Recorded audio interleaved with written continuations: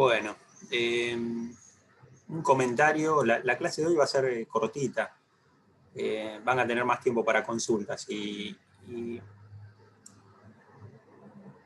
en principio, sobre todo porque ahora vamos a repasar la guía de problemas y van a ver que hay, podíamos resolver hasta el ejercicio 6, salteando el 5, con los temas que se vieron en la teórica, y ya hay muchos de los ejercicios resueltos, tanto por Pablo en la teórica como en el apunte de la práctica. ¿Tuvieron tiempo de ver el apunte de la práctica 4, la primera parte? Ahora lo vamos a compartir también en pantalla.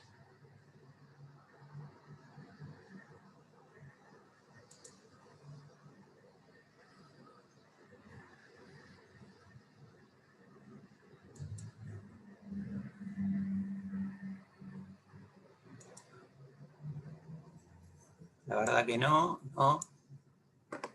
Bueno, vamos a hacer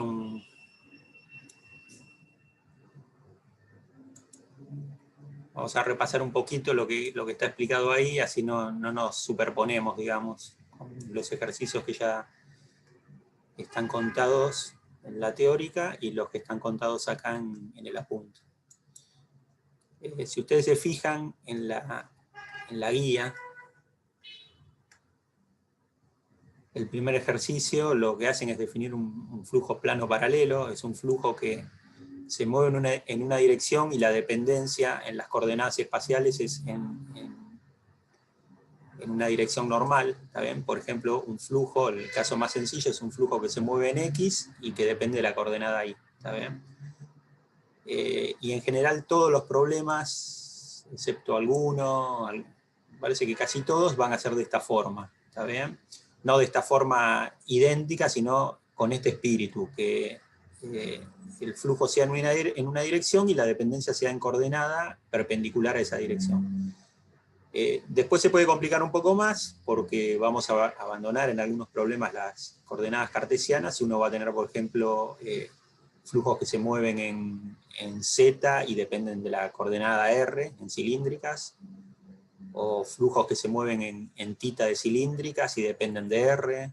Vamos a tener ese tipo de flujos que siguen siendo plano paralelos, podríamos calificarlos de esa forma, pero en algunos no se va a anular el término B, escalar gradiente, aplicado a B, no se va a anular el término convectivo, ¿está bien?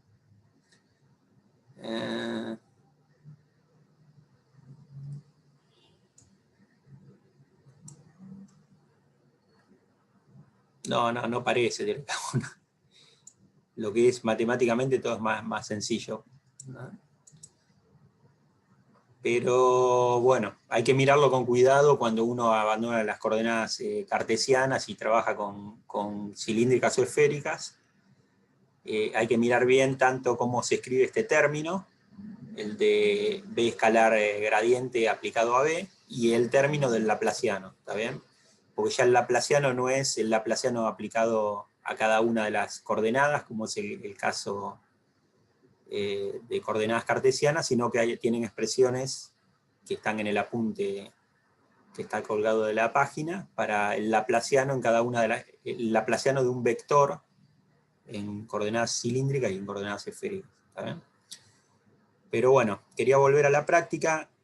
El ejercicio 1 y el 2, que son estos dibujitos que están acá, un flujo entre dos planos, donde el plano superior se mueve con velocidad u hacia la derecha y el plano inferior está quieto. Este lo resolvió como primer ejemplo Pablo en la teórica.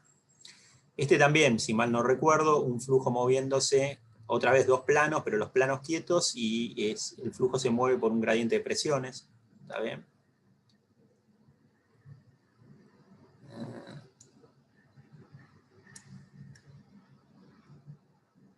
Después, el problema 2 es una capa de líquido muy viscoso que fluye bajo la acción de la gravedad sobre un plano inclinado en forma de ángulo θ, que forma un ángulo θ con la horizontal. Y se supone el espesor de la capa de fluido D es uniforme y que el flujo es estacionario. Entonces dice que halle la velocidad del líquido en función de distancia normal al plano Y. Ese está hecho en el apunte. y acá voy al apunte,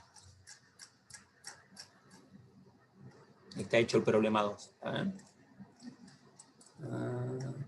También está, bueno, también está hecho algún ítem del 1. Estaban hechos acá, bueno, yo no recordaba que estaban en el apunte. Bueno, pero está hecho el 1 y está hecho el 2. ¿Está bien? Igual ahora vamos a, por si no vieron el apunte, como algunos se manifestaron que no lo habían visto, vamos a resolver este rápidamente de nuevo en clase y vamos a ver qué diferencia hay con el problema 3, que a eso iba. ¿Está bien? Salgo de acá y vuelvo a la guía, y el problema 3 dice, resuelva nuevamente el problema 2, que es este que está acá, pero ahora considerando dos fluidos con densidades ρ1 y ρ2, y viscosidades dinámicas mu1 y mu2 respectivamente, que se encuentran uno encima del otro con espesores H1 y H2. Vamos a ver qué es lo que cambia, aunque es muy parecido el problema, qué es lo que cambia respecto del 2. ¿Qué es lo que tenemos que tener en cuenta? ¿Qué condiciones de contorno aparecen o de empalme nuevas aparecen para este problema? ¿Tá? Entonces, bueno, aunque ya está hecho en la guía, ya está hecho en el apunte práctico, veamos un poco por arriba el problema 2 para encarar el 3.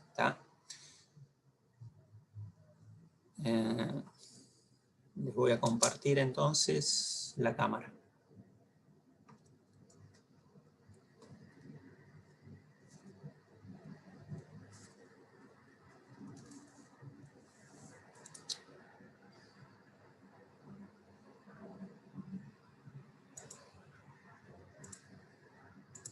Espero que se vea más o menos. Está todo desenfocado. ¿Qué pasa?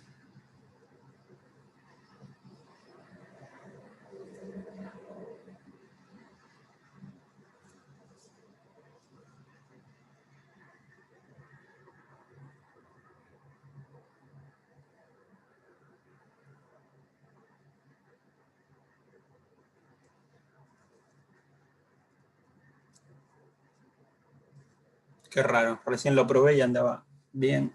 No sé qué pasa.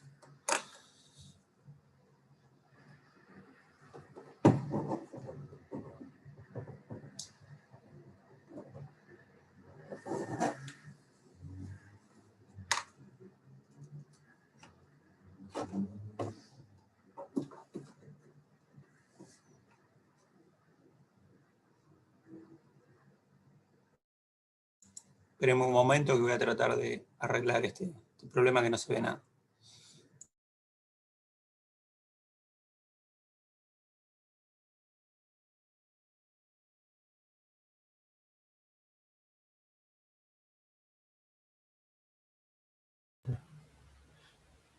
Mientras le respondo a Esteban, el problema 2, tenés un flujo viscoso que está bajando por un plano inclinado, ¿sí? No entiendo por dónde podría venir el paralelismo con un espejo. Habíamos hablado de los vitros, creo que en una de las primeras clases.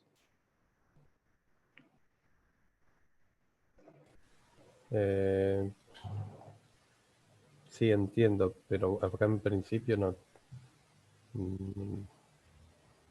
se me pesa un poco tira de los pelos el paralelismo. Sí, es un flujo viscoso, no te hablan de escalas de tiempo ni de nada por el estilo. Aparte, fíjate que los vitros se terminan espesando abajo. Sí, esto es como un plano infinito. Sí. No sé.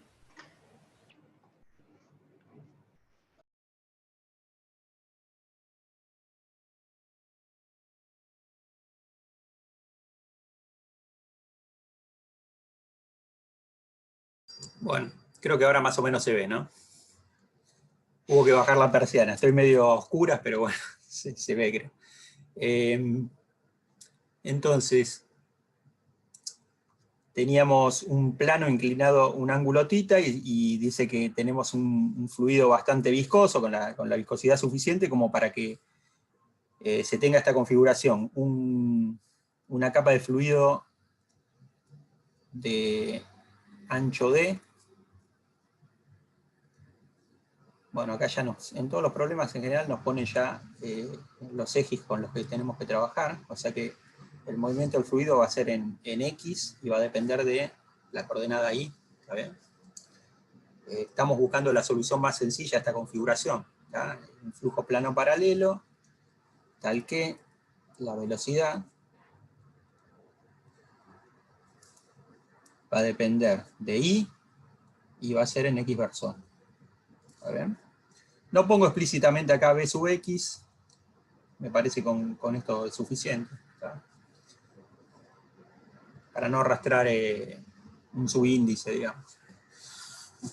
Bueno, entonces, partiendo de esta premisa, uno tiene la ecuación de Navier-Stokes, que en su forma general sería la que estoy escribiendo acá, la derivada respecto del tiempo del campo de velocidades, B escalar el gradiente aplicado al campo de velocidades, es igual a menos 1 sobre ρ, el gradiente de P,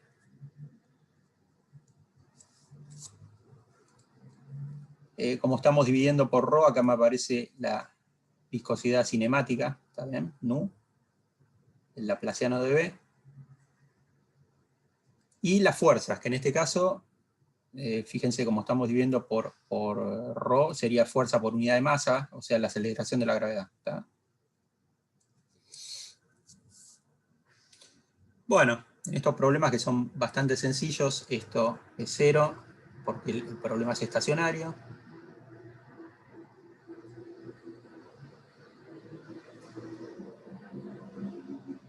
Y esto es 0 por flujo plano paralelo, ¿tá?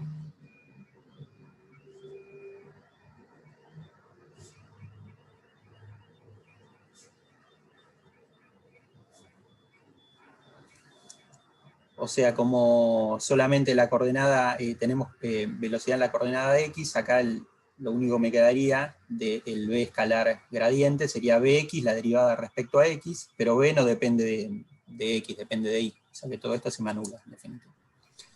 Bueno. Germán, perdón, Sí. una partecita, ahí está, de la derecha te iba a decir.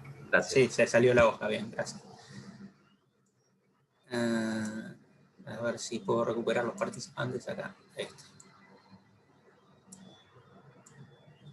Bueno. Entonces, en principio uno puede plantear las distintas coordenadas de la ecuación de Navier-Stokes, ¿no? Nosotros queremos resolver el campo de velocidades, encontrar el campo de velocidades, planteamos la coordenada X, nos quedamos con la coordenada X de la ecuación de Navier-Stokes.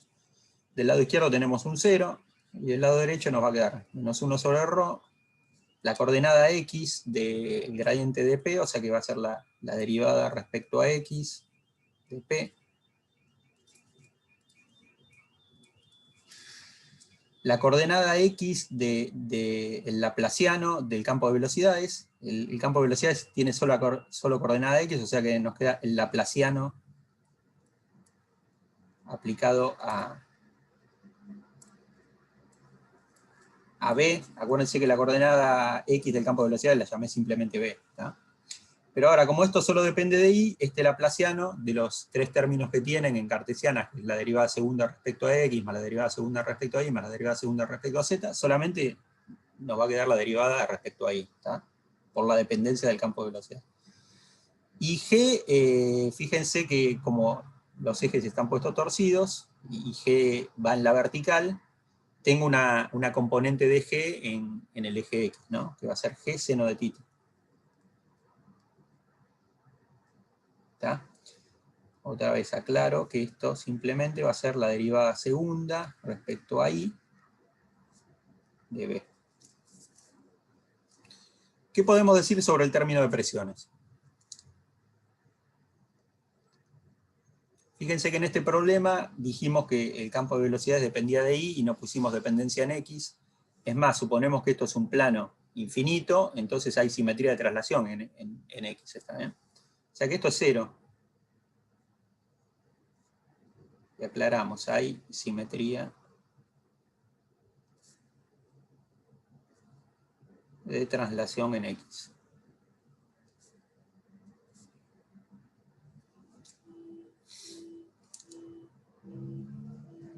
Bueno, O sea que la ecuación a la que llegamos, diferencial para el campo de velocidades, es la derivada segunda de B respecto de I es menos G seno de tita. ¿Está bien? Uno puede ir integrando, está bien, integrando dos veces, o puede pensar que la derivada segunda de una función me da una constante, lo que me está diciendo es que esa función a lo sumo es una cuadrática, ¿no? O sea, yo sé que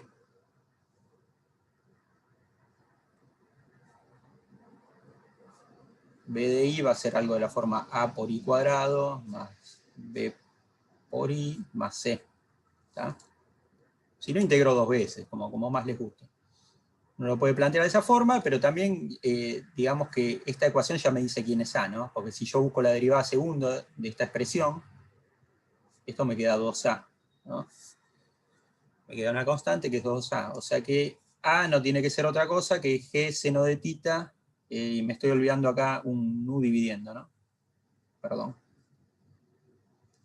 Acuérdense que teníamos, y me lo olvidé acá también. Vuelvo para arriba. Germán, hay una pregunta de Santiago respecto de la simetría. La gravedad no afecta a la simetría. No, porque vos fíjate que yo lo único que estoy poniendo es una fuerza constante, ¿no? En la dirección de X, ¿está bien? No estoy poniendo algo que dependa de X, estoy poniendo una fuerza que es constante. Entonces no me afecta la simetría de traslación en X. Si hubiera una dependencia de esa fuerza con la coordenada X, sí, se rompería la simetría de traslación. Pero al poner algo constante, no. Bueno, entonces,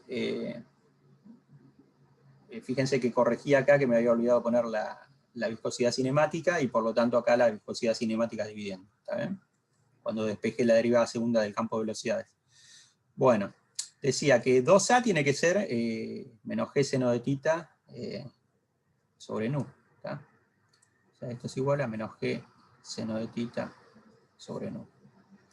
Por lo tanto, mi campo de velocidades tiene que tener la forma menos G seno de tita sobre 2 nu por I cuadrado más B por I más C.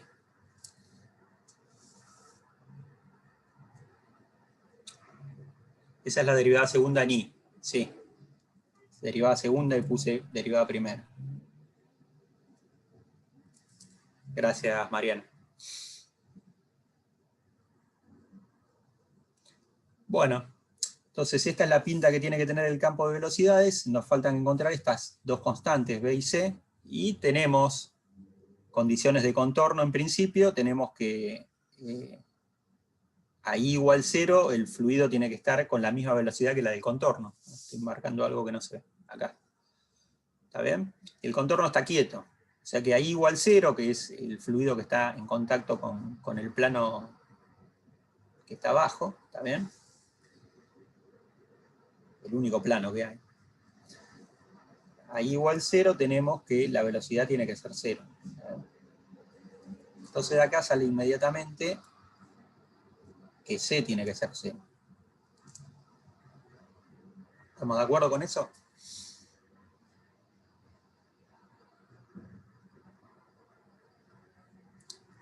Bueno. ¿Y qué otra condición podemos plantear?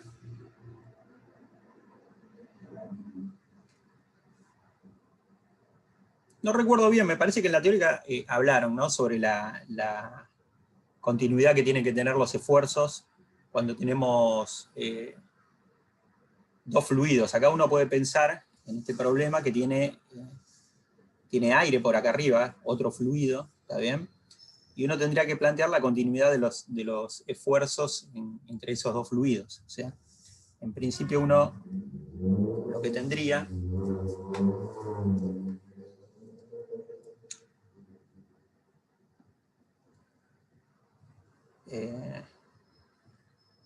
podemos decirlo así.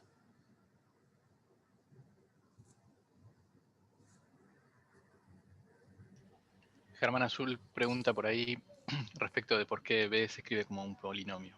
Ah, está bien. No, simplemente dije, la derivada segunda ¿está bien? De b me da una constante. Entonces dije, bueno, lo que podemos tener para que la derivada segunda me dé una constante es un polinomio de grado 2. ¿Está bien?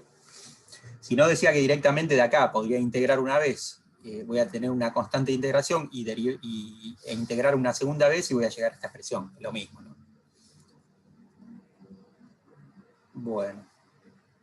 Simplemente que el A me va a aparecer ya naturalmente, cuando integre me va a aparecer como G seno de tita sobre 2 nu. Voy a tener dos constantes de integración, B y C, en esa forma. Bueno, decía que lo que tenemos que tener es continuidad de los esfuerzos, o sea que uno lo que puede plantear en este caso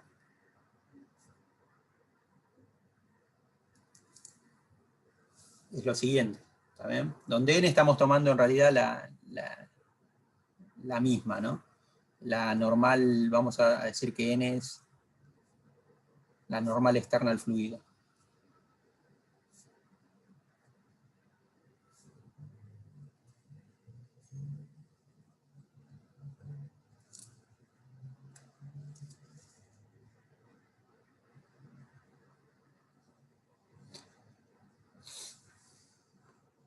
Entonces, fíjense, este objeto que nos queda acá, ¿qué tipo de objeto es? ¿Es un escalar? ¿Es un vector? ¿Es un tensor de rango 2? Esto que tenemos acá, el tensor de esfuerzos,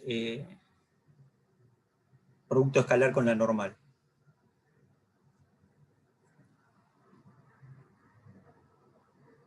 Es un vector, ¿no? Como dice Santiago por ahí.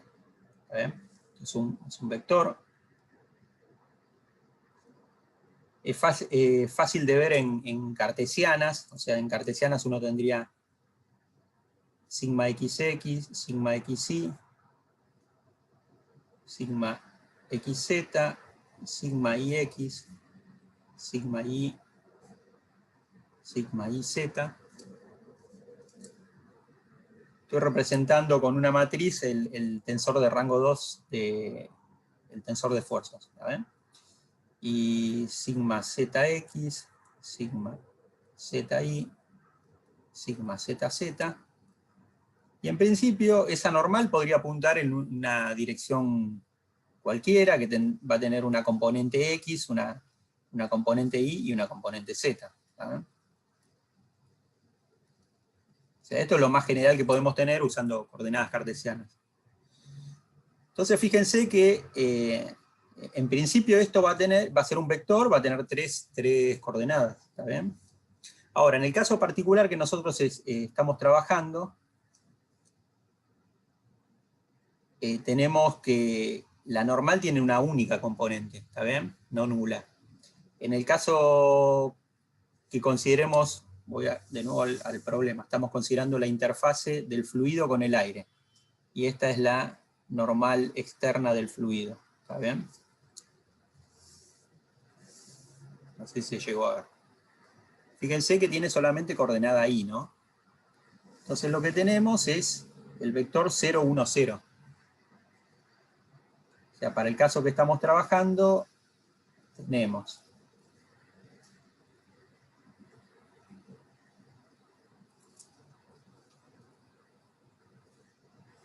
el tensor de esfuerzos y la normal es 0, 1, 0. Lo único que nos va a quedar acá, cuando uno haga la cuenta, va a ser sigma ix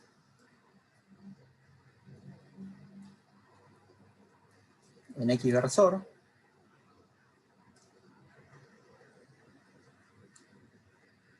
más sigma y en y versor más sigma iz en z versor. ¿Está bien? Ahí se ve.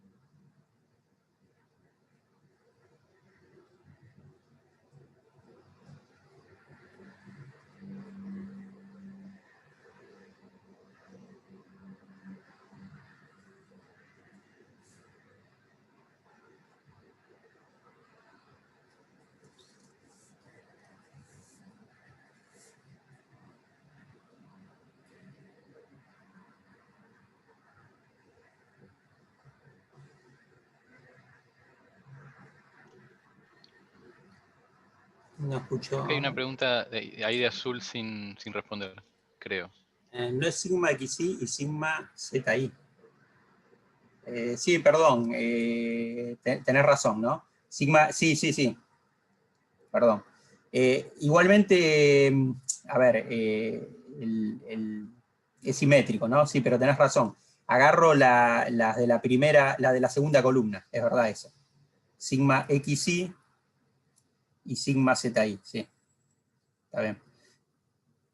O sea, operacionalmente es lo mismo, ¿no? Porque sigma ZI y sigma IZ son iguales, sí, pero está bien. Conceptualmente, digamos, estoy tomando, cuando hago el producto de la matriz con la normal, estoy tomando, los que me quedan son los de la segunda columna. Gracias, Azul. Bueno, entonces, fíjense que por la dependencia que tiene el campo de velocidades, nosotros sabemos que el campo, la dependencia y la dirección, nosotros sabemos que el campo de velocidades es en X versor y solo depende de Y. ¿Está bien?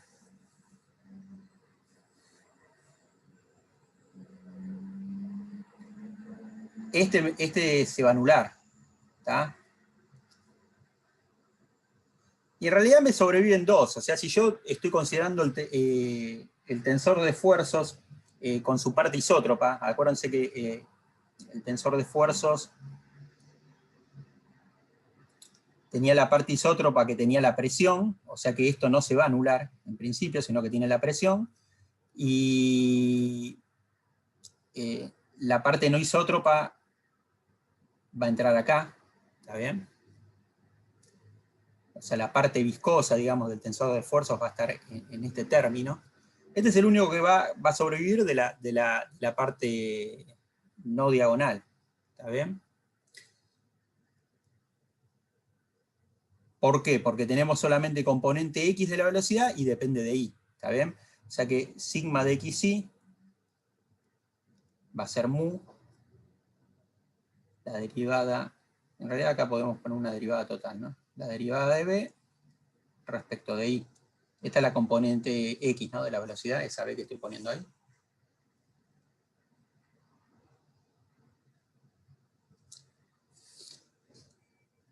Entonces, cuando uno plantee la continuidad de los esfuerzos en la interfaz entre los fluidos, uno lo que va a plantear en este problema particular es la derivada, mu por la derivada de la velocidad respecto de I tiene que ser igual en la interfase, ¿está bien? De los dos lados de la interfase. O sea, lo que voy a plantear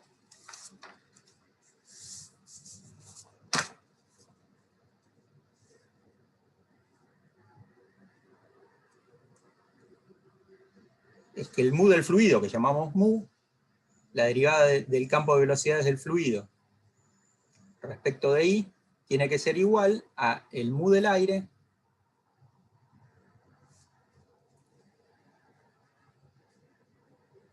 la derivada del campo de velocidades del aire respecto de I.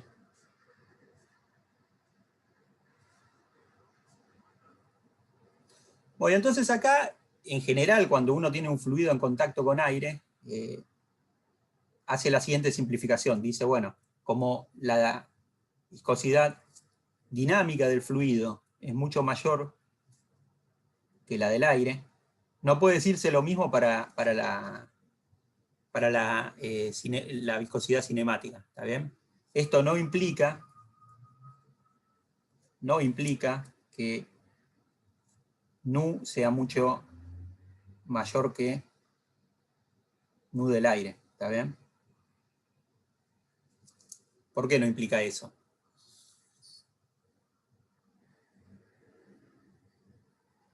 Porque el aire es mucho menos denso. Claro, el aire es mucho menos denso y acuérdense que acá lo que hacemos para pasar de mu a nu es dividir por la densidad, ¿no? Entonces, cuando yo divido por la densidad del fluido, que es mucho mayor que la del aire, puede ser que estos sean del mismo orden. En general, es más, si ustedes van a una tabla y se fijan la viscosidad cinemática del aire y del agua, son del mismo orden, ¿tá? Entonces, esto digamos que no. Pero en el caso que estemos considerando, comparando las viscosidades dinámicas del aire con la de un fluido, siempre tenemos esta condición, ¿está bien? Entonces uno lo que puede decir es que, directamente a partir de acá, es que dB de I, y esto era en I igual D, ¿no? Me olvidé de ponerlo, que era en la interfase. En I igual D, esto era en I igual D. En I igual D, vamos a hacer la aproximación de que esto es aproximadamente 0. ¿Está bien? Entonces, esa es la condición, digamos, de contorno que nos faltaba para poder determinar el campo de velocidades. O sea, por ahora tenemos nuestro campo de velocidades que tenía la forma G seno de tita menos G seno de tita sobre 2 nu I cuadrado más B por I. Ya determinamos que C era 0, de la condición de que la velocidad en I igual 0 era 0. Nos falta determinar quién es B, ¿tá? Y ahora lo vamos a determinar con esta nueva condición, que sale de la continuidad de los esfuerzos en la interfase, ¿está bien? Entonces tenemos que dB de I en I igual D es igual a 0, y esto implica que menos G seno de tita sobre nu por D más B es igual a 0. Lo único que hice fue derivar esto respecto de I y evaluar en I igual D, ¿está?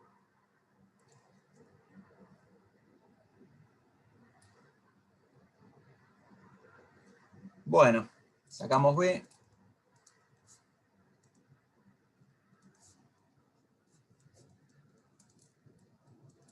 Y podemos escribir que nuestro campo de velocidades tiene la forma menos G seno de tita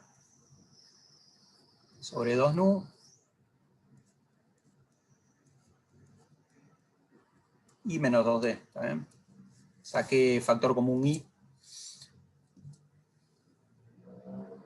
Que fíjense que tiene una raíz en I igual 0, que corresponde a que el fluido está quieto, el fluido que está en contacto con el plano, y tendría una raíz en I igual 2D, donde ya no tenemos fluido, ¿no? Pero que tenga una raíz en I igual 0 y una raíz en I igual 2D, esta cuadrática, nos está diciendo que tiene su máximo justo entre las dos raíces, ¿está bien? Su máximo, su mínimo, en este caso es un máximo. O sea, entre las dos raíces, entre I igual 0 e I igual 2D, en I igual D tenemos un máximo, ¿tá? O sea, si uno grafica el perfil de velocidades, quedó muy mal esto, es el plano, este es la interfase del fluido, y en general uno puede graficar el perfil de velocidades. En contacto con el fluido la velocidad es 0 y varía en forma cuadrática. Y varía en forma tal que tiene su máximo justo en la interfase, ¿está bien? O sea, esto va a quedar así.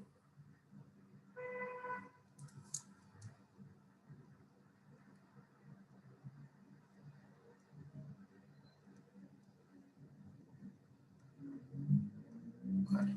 Mis dibujos son muy malos, pero este sería el perfil de velocidades, ¿está bien? Para este problema.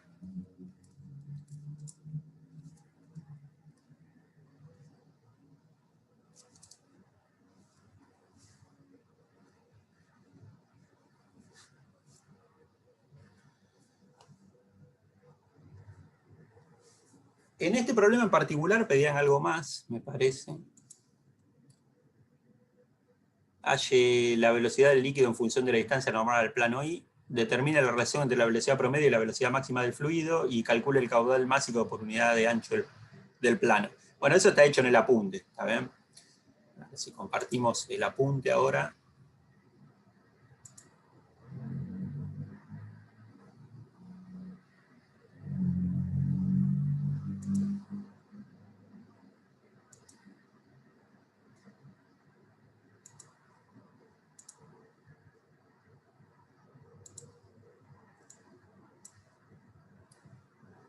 Por acá anda.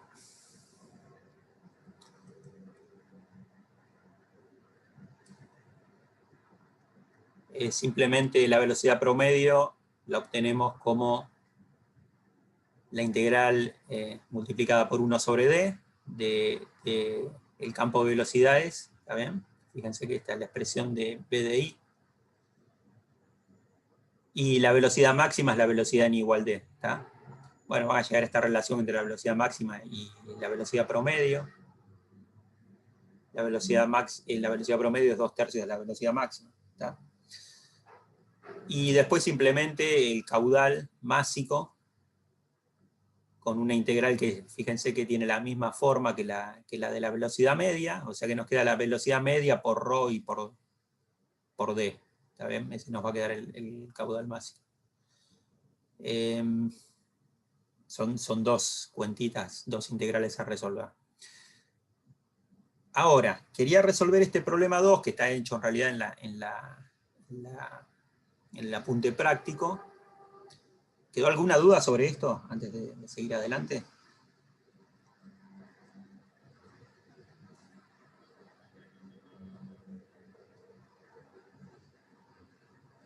Bueno, parece que no, entonces sigo adelante.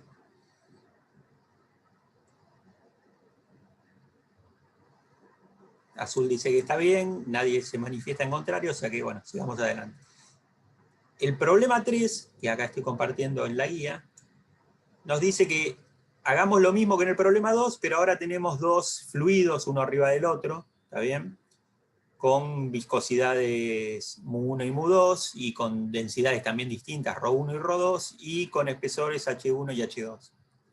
Conceptualmente es el mismo problema, ¿está bien? Pero nos van a quedar más constantes a determinar. Ahora vamos a ver cómo lo planteamos, pero va a ser más cuentoso simplemente, pero es el mismo problema que hay que resolver. Por eso quería plantear primero el 2, muchos no lo habían visto del apunte práctico, o sea que bueno, por eso lo resolvimos ahora. Y quería ver ahora entonces el problema 3, cuál es la diferencia. Entonces, yo estoy dibujando en mi hoja, y ahora voy a compartir cuál sería ahora la configuración. Ahí no hay ningún dibujito, vamos a hacerlo acá.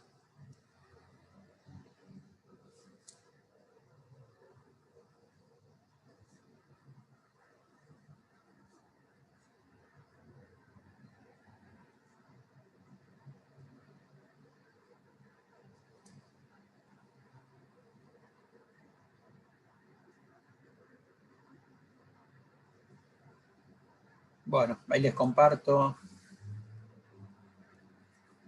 mi cámara.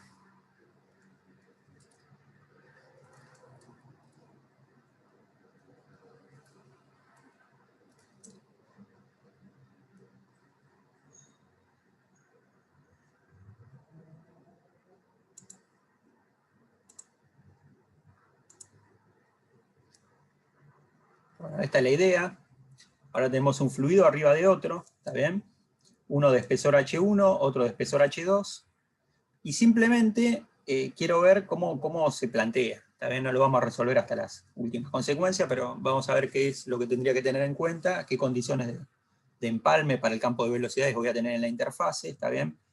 La condición de contorno acá arriba, que ya la vimos cuando el fluido está en contacto con el aire, que es lo que vamos a considerar, ¿está bien? Pero bueno, veamos, en principio, uno tendría para los dos fluidos, o sea, voy a tener acá un campo que vamos a llamar de velocidades V1, y acá un campo de velocidades que vamos a llamar V2. ¿Estamos de acuerdo? Y para los dos vamos a tener la misma ecuación, la misma dependencia, ¿está bien? Espacial, y el fluido en la misma dirección. O sea, para V1 uno va a tener un V1 que solamente depende de I y que va en X versor, ¿está bien? Y para V2 también voy a tener un V2 que va a depender solamente de I y que va a ir en X versor. ¿tá? Cuando uno plantea Navier-Stokes, va a llegar a lo mismo en los dos casos. Yo voy a llegar para los dos. Voy a llegar a esta ecuación. Nu1 o Nu2, la derivada segunda de B1 o 2 respecto de I,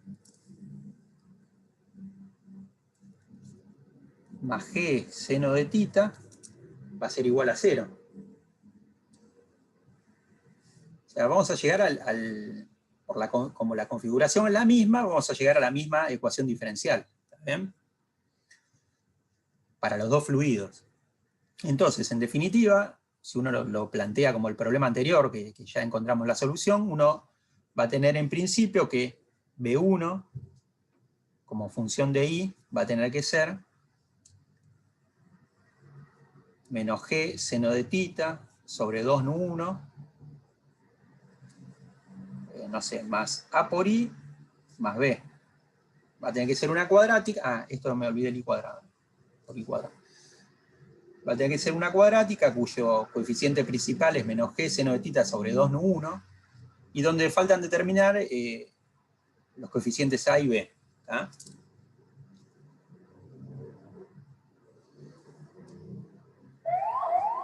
Y B2 también va a tener la misma forma. Solamente que en lugar de tener Nu1 voy a tener Nu2, ¿no? Voy a tener menos G seno de tita por I cuadrado sobre 2 Nu2 más A' por I más B'. ¿Está bien?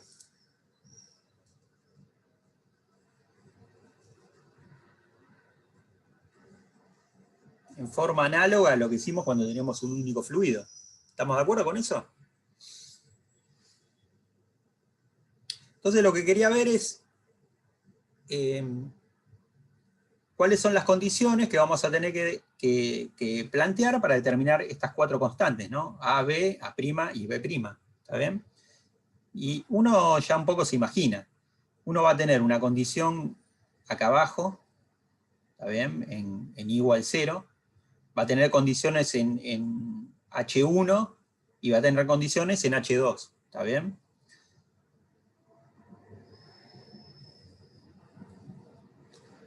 ¿Cuáles son esas condiciones? Bueno,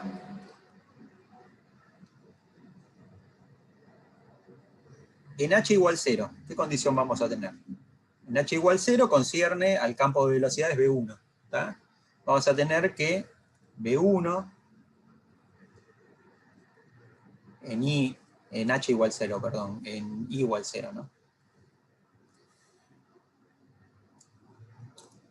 B1 en I igual 0 tiene que ser 0. ¿Está bien?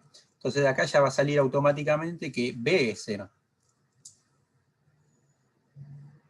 Eso por un lado. Después vamos a tener una condición que simplemente involucra al campo de velocidades B2, que es acá arriba, que es en la interfase con el aire. En I igual H1 más H2, uno va a tener que la derivada del campo de velocidades respecto de I, en H1 más H2, tiene que ser 0.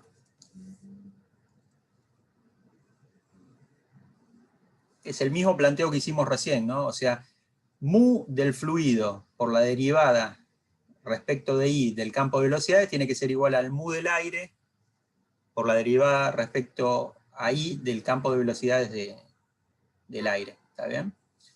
Como mu del fluido lo consideramos mucho más grande que el mu del aire, yo puedo hacer esta aproximación. ¿Tá? Directamente pedir que en la interfase fluido-aire la derivada del campo de velocidades sea nula. Entonces esto nos va a dar una condición para... En realidad nos va a dar una condición para A'. ¿Tá?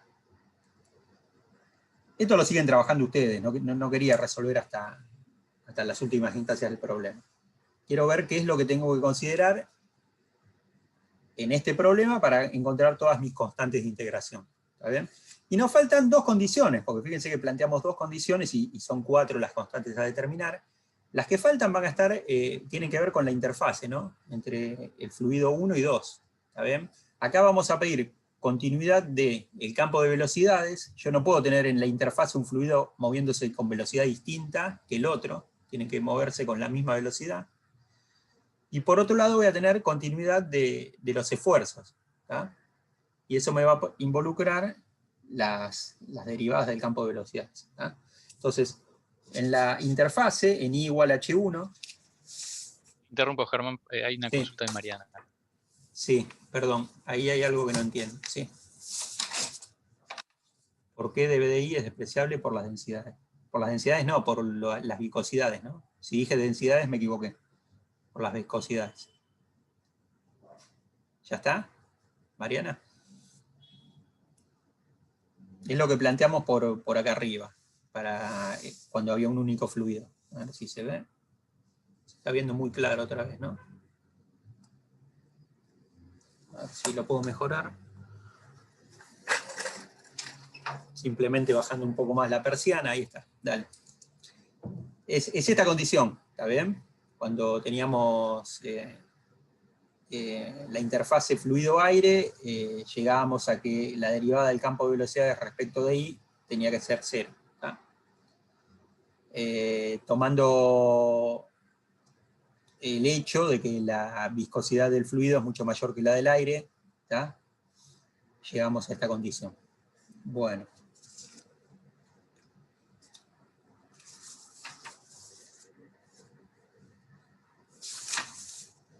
En realidad no es necesario que se sigan viendo las otras condiciones, pero bueno, dejémoslas así, se ven las 4 que vamos a tener.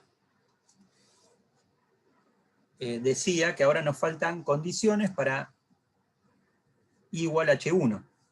Entonces dije que ahí vamos a tener dos condiciones. Por un lado, que B1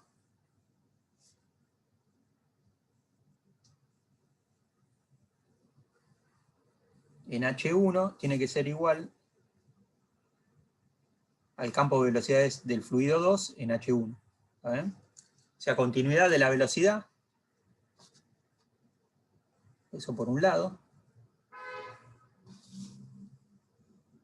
Y por otro lado, lo que voy a plantear es que mu1 por la derivada de B1 respecto de I en H1 tiene que ser igual a mu2 por la derivada de la velocidad 2 respecto de I en H1. ¿Está bien? Entonces ahí tenemos las 4 condiciones que nos van a permitir determinar las 4 constantes, AB, A' y B'. ¿Está bien? Bueno, B ya en realidad salió acá directamente de esta condición. Y tenemos las otras 3 condiciones para A', y B'. ¿Está? Sí, pero la nube del aire es mucho menor. No, la nube del aire no es mucho menor, ¿no? Pero fíjate que esto estoy respondiendo a lo que responde Mariana, ¿no? La nube del aire no es mucho menor, pero la condición, la igualdad, volviendo acá arriba, la igualdad era con los mu, ¿tá? Y sí, el mu del aire es mucho menor que el mu del fluido, ¿tá? Bueno, entonces estas son las 4 condiciones que nos permiten determinar las 4 constantes, y eso es lo que van a tener que tener en cuenta para resolver el campo de velocidad. Le va a quedar un choclazo, ¿no?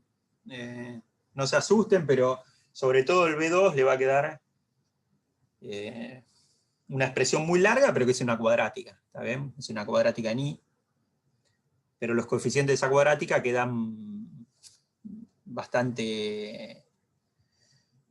una expresión bastante complicada en función de los parámetros, ¿está bien? De H1, de H2, de mu1, mu2, y incluso de ρ1 y de ρ2, ¿está? Así que bueno, continúen ustedes este problema y comparamos con la solución que queda. Dice, la que queda larga es B1. ¿Quién es B1? La B de la... No, esa no, quedó B igual a 0, ¿no? Creo que es una... Ah, la B2, sí. Sí, esa queda muy, muy complicada, ¿no?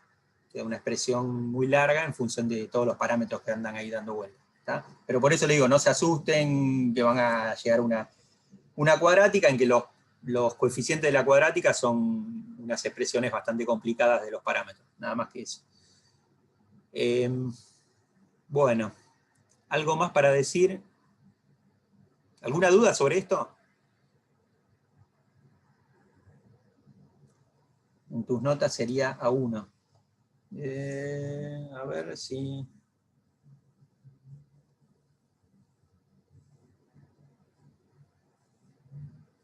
Si me fijo...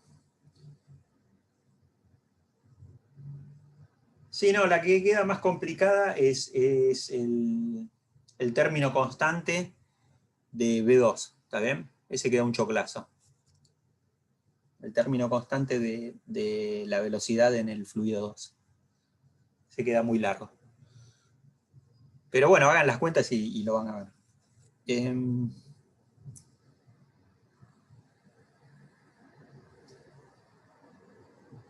No está resuelto, ¿no? En los apuntes, ¿está bien? Me parece que no estaba resuelto, ¿no? No está resuelto. ¿Está bien? Está planteado solamente el problema 2, y decía que con el mismo espíritu van a resolver el problema 3, para los dos campos de velocidad van a tener cosas de este estilo, ¿está bien? Y lo único que planteé acá fueron las condiciones, estoy marcando algo que no ven, ¿no?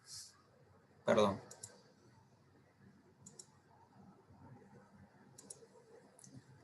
Decía que los dos campos de velocidad nos quedaron de esta forma, y simplemente es determinar las 4 constantes. Quería mostrar simplemente cuáles eran las condiciones de contorno y de empalme que van a tener que tener en cuenta para resolver el problema. Pero bueno, todas las cuentas al final para encontrar A, B, A' y B' las hacen ustedes, ¿está? Y lo único que les decía es que no se amedrenten por las expresiones que le quedan, porque sí, queda, sobre todo para B' queda un choclazo, ¿está? Acá dice Pablo que para comparación la viscosidad dinámica del aire es aproximadamente 1.8 por 10 a la menos 5 kilogramos por metro por segundo, y la viscosidad dinámica del agua es 0,01 kilogramos por metro por segundo. ¿Está bien? O sea, hay 2 órdenes de diferencia. Dice, ambas dependen claramente de la temperatura, además. Pero estos números les sirven para darse una idea. ¿Está? Cuando uno divide, fíjense, por la densidad del aire y la densidad del agua, la densidad del aire es aproximadamente 3 órdenes menor que la densidad del agua, y les va a quedar que la viscosidad cinemática del aire es mayor que la del agua incluso. ¿Está bien? El nu del aire es mayor que el nu del agua. Bueno.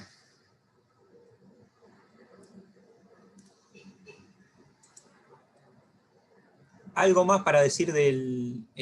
si vamos a la práctica, fíjense que el ejercicio 5 lo van a tener que saltear porque piden hacer un análisis dimensional, que es el tema que se va a ver, el próximo tema que se va a ver en la teórica, ¿tá? O sea que ustedes lo saltean. Y el problema 6 también tiene varias configuraciones de fluidos viscosos, con distintas geometrías, planas o cilíndricas, ¿está bien? Y el segundo ítem también dice realizar análisis dimensional para la cantidad que le están pidiendo. En cada ítem es distinto. Pero también dice que lo resuelvan por cálculo analítico para comparar. ¿Está bien? Entonces,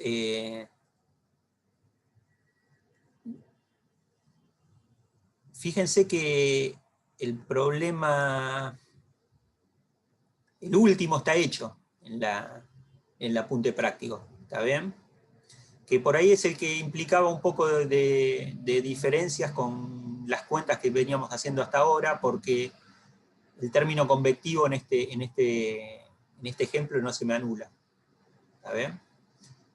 O sea, yendo acá ahora, fíjense cuál es el problema, ¿no? Es un cilindro rotando y un cilindro interior también rotando en el mismo sentido, con velocidades angulares distintas, omega 1 y omega 2, y fluido en el medio.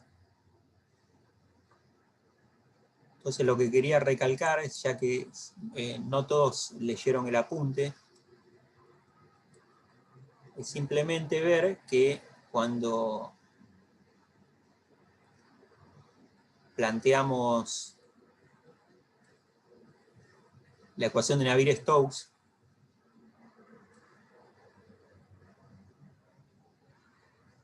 hay un término que no, el término convectivo no se anula, ¿está bien? Pero entra en ese término, digamos, que no se anula, entra en la coordenada R de la ecuación de Navier-Stokes y sirve para determinar el campo de presiones, ¿está bien? Para el campo de velocidades, el término convectivo se anula, o sea, en la coordenada θ no tengo nada, al lado izquierdo, igual que los problemas que resolvimos, y el término del laplaciano me queda escrito con estos dos términos que aparecen acá. ¿Está? Entonces acá uno tiene una ecuación, fíjense, una ecuación diferencial homogénea para el campo betita de velocidades, y lo que propone son soluciones de la forma A por R a la N. Lleva una ecuación indicial y encuentra los dos valores de N, los dos exponentes que puede tener el R, que son n igual 1 y n igual menos 1. O sea que la forma más general para el campo de velocidades que va a plantear es de esta forma: una lineal y un término 1 sobre R. ¿Está? Digamos que es lo único diferente que hay, no es demasiado diferente, ¿no? Simplemente que no estamos ya en una geometría cartesiana, sino que tenemos un fluido delimitado por contornos cilíndricos, ¿está bien? Y uno ahí tiene que trabajar con coordenadas cilíndricas, no le queda otra. Y propone un campo de velocidades que va en θ y que depende de la coordenada R, que es lo que hicimos acá. Acuérdense que esta es la solución más sencilla para esta configuración, ¿tá? La más sencilla que uno puede plantear.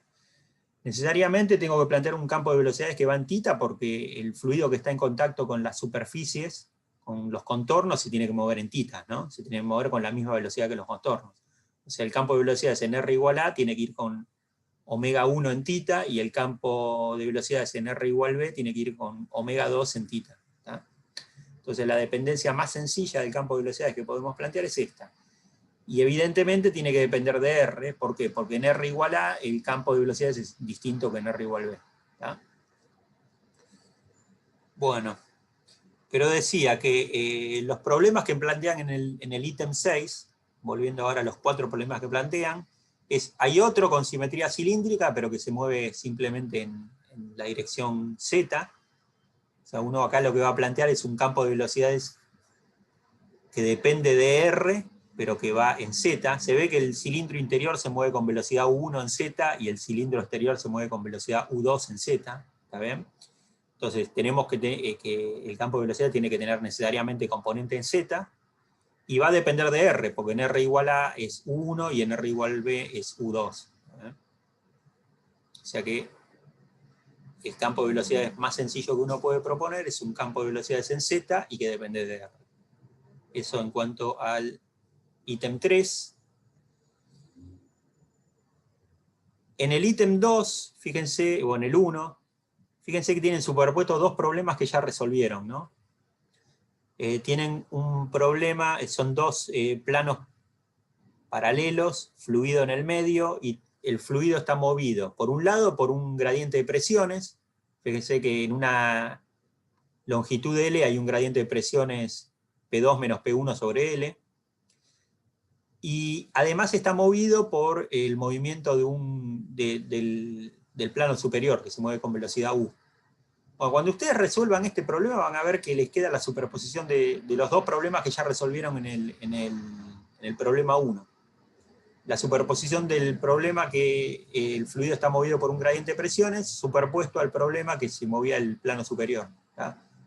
Cuando resuelvan este problema, van a obtener exactamente la suma de esos dos problemas. ¿Por qué me queda la suma? de los dos problemas que estaban planteados en el problema 1.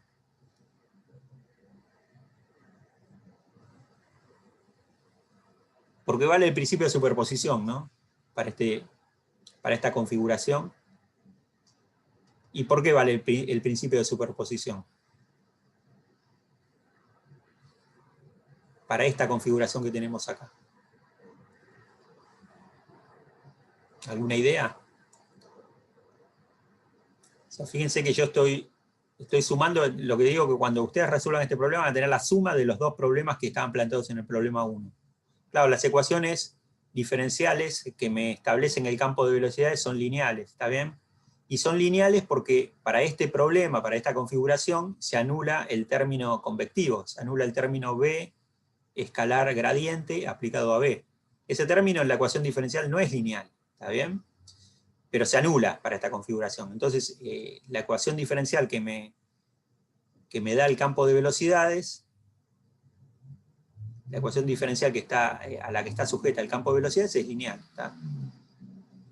Por lo tanto, vale el principio de superposición. Y este problema va a tener como solución la suma de los dos problemas, de los dos ítems del problema 1. Háganlo y van a ver qué obtienen eso. Y acá fíjense que es el problema que resolvimos recién, simplemente que ahora tienen otra condición de contorno. No tenemos que la velocidad en igual 0 sea 0, sino que la velocidad en igual 0 es menos u. O sea que simplemente es el mismo problema, van a tener como solución un campo de velocidades cuadrático en i, pero tienen otra condición de contorno en igual 0. O sea que sale otra vez rapidísimo este problema. Ya con lo que resolvieron el problema 2 y eventualmente el problema 3, este problema sale muy rápido. Y esto es lo que podíamos ver hasta con lo que se vio en la teórica, hasta el ejercicio 6. ¿Ven? A partir del ejercicio 7 tenemos análisis dimensional, o sea que estamos fuera de tema. Y a lo que apuntaba es que justamente está, hasta el ejercicio 6, digamos que está en un 70% resuelta la guía. No quiero resolver ningún ejercicio más porque les quedan muy poquitos a ustedes por hacer. ¿Está bien? Les quedan estos tres, básicamente le quedan estos tres problemas, el ítem 1, 2 y 3 del ejercicio 6, y les queda terminar el problema 3, que es aplicar las condiciones de contorno que planteamos acá en la práctica. El problema 4 también lo hizo Pablo, prácticamente, ¿está bien? Es el flujo de Poiseuille. El flujo que se desplaza en el interior de un conducto cilíndrico. ¿Está? ¿Se acuerdan ese que el caudal dependía como r a la cuarta? O sea que este prácticamente también está hecho. Y el 5 es análisis dimensional. O sea que lo vamos a dejar para que lo vean después de la próxima teoría. Entonces, bueno, esto es todo lo que les iba a contar hoy, es lo que les dije, que la clase iba a ser cortita, y escuchamos consultas sobre lo que se explicó ahora, y en un ratito, si no, nos separamos en grupos, aunque hoy somos bastante pocos, no sé si vale la pena, ¿está bien? Y sé que, bueno, como es la primera clase después del parcial, la primera práctica, muchas consultas tampoco van a tener, me imagino, como dice Federico, ¿no? Y Azul. O sea que no nos separemos, nos quedamos acá escuchando consultas para el que la tenga o de lo que explicamos recién. ¿Está bien? Dice Santiago que hay que ponerse con las guías, sí, muy bien.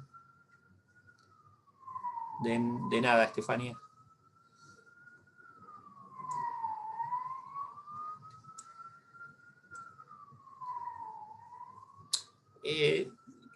Cuando hagan los primeros problemas van a ver que todo fluye bastante bien, ¿no? Pero no se queden con esa idea. Practiquen, ¿no? Los ejercicios. La práctica es importante, ¿está bien? Van a ver que si uno resuelve más ejercicios les van a salir más rápido. ¿Está? No van a tener que pensar tanto cuando planteen Navier-Stokes, el flujo va en tal dirección, depende de tal coordenada, lo van a ver al toque eso y digamos, los van a resolver mucho más rápido los problemas. O sea que no se confíen que todo es muy fácil. Es fácil, está bien, pero pónganse y háganlo los problemas. Por más que ya los hayamos planteado nosotros, agarren todos los ejercicios de la práctica, empiecen a hacerlos de nuevo ustedes, y tomen lo que ya resolvimos como una guía para ver si llegan a lo mismo. ¿Está bien? Yo sé que por ahí tienen poco tiempo porque están haciendo más de una materia, pero hagan el esfuerzo y resuélvanlos de nuevo los ejercicios. ¿Está bien? No se queden mirando solamente los resueltos, porque ya les digo, el hacerlo de ustedes les va a dar una práctica que les va a permitir resolver mucho más rápido los ejercicios. A ver, Azul dice, lo que sí quería ver si podía tener el video o que le llegue a mi compa, porque está en el parcial de teórica 1, creo que hay varios. Pasame el mail de tu compañero, Azul, y yo se lo voy a hacer llegar antes, ¿está bien? De alguna forma. Pasame después a mi mail el mail de tu compañero.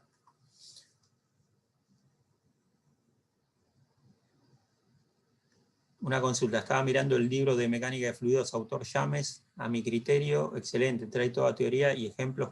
¿Qué opinión tenés? Yo no lo conozco, Guillermo, no sé si lo conoce Pablo, se puede comentar algo, o Mauro, o Cristian, yo no lo conozco.